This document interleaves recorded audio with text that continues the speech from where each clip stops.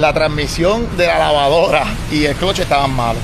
Ellos hicieron todo. Algo tenía porque no me estaba funcionando. Sí, ya quedó de show. Nosotros encontramos un lugar como este, está aquí en Don Maceta, que es el Western Outlet, y aquí pueden ustedes resolver con la lavadora. Para los que estén viendo el video que sean de aquí de Puerto Rico, ellos te la arreglan Y venden también. y te hacen el diagnóstico.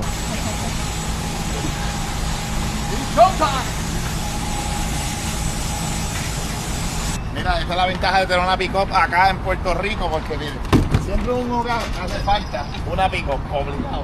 Definitivo.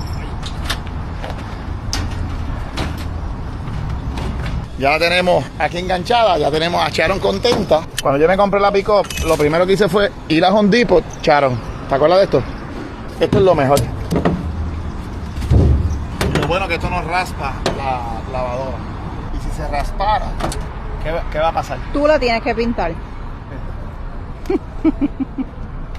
Yo estoy hecho un máster, yo puedo hacer mudanzas ahora con la pick-up.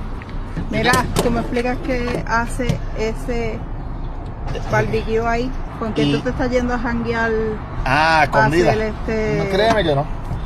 Si me voy a janguear es contigo, porque yo te digo la verdad, un jangueo sin ti no. No es jangueo.